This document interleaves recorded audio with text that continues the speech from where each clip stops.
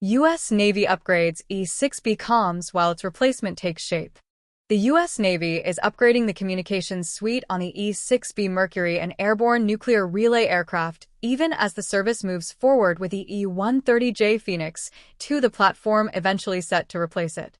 Naval Air Systems Command published a pre-solicitation notice on May 1, 2026, announcing its intent to award a sole source delivery order to Rockwell Collins Inc., doing business as Collins Aerospace Government Systems Division, for non-recurring engineering work to integrate a wideband high frequency radio suite onto the E-6B airframe. The work falls under the Navy's Airborne Strategic Command Control and Communications Program Office, known as PMA 271, and will be structured as a cost-plus fixed fee delivery order under an existing basic ordering agreement previously awarded to Collins Aerospace on a sole source basis. No contract value appears in the pre-solicitation notice.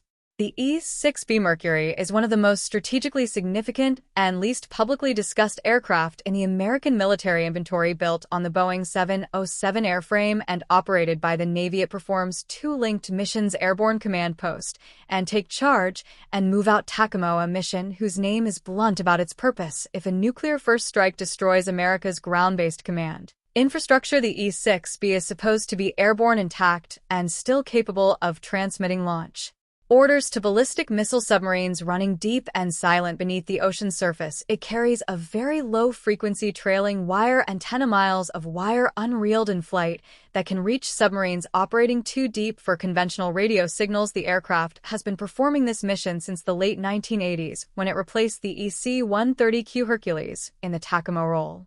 That lineage matters now because PMA 271, the same program office managing the E-6B upgrade and Strategic Communications Wing 1, officially named the E-6B's eventual successor in October 2024. According to an early report, the Navy formally designated the next-generation TACAMO aircraft the E-130J, carrying the popular name Phoenix 2. Phoenix 2 is the ideal popular name as we take the E-130J TACAMO mission into its next phase, Captain Roger Davis, PMA 271 program manager, said in the announcement. A Phoenix is known for its resilience, exceptionally long lifespan, and its ability to transform and continue its purpose. The name is a deliberate callback. TACAMO originally flew on the EC-130Q variant of the C-130 platform from 1963 to 1993 before the Navy transitioned to the E-6B. The E-130J Phoenix 2 returns the mission to a C-130-based airframe after more than 3 decades on the Boeing-built Mercury.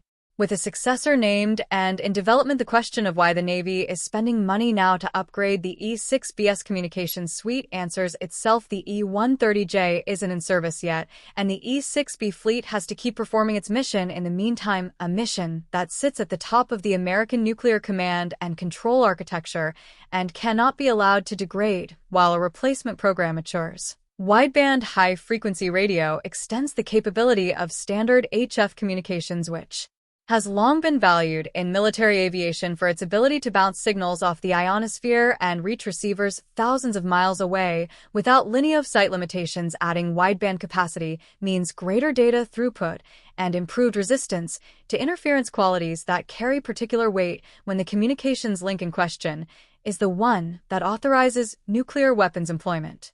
According to the NAVAIR notice, the delivery order covers development of an integration technical data package system, integration lab installation and testing for risk reduction, validation and verification, installations and procurement of a kit spares, and training. Kits are the structural and wiring provisions installed in the airframe to accept the new system. Kits are the actual radio equipment, antennas, and associated hardware going and running the full SIL test program before touching operational aircraft is standard practice for high-stakes avionics integration. Find the problems in the lab, not on the flight line.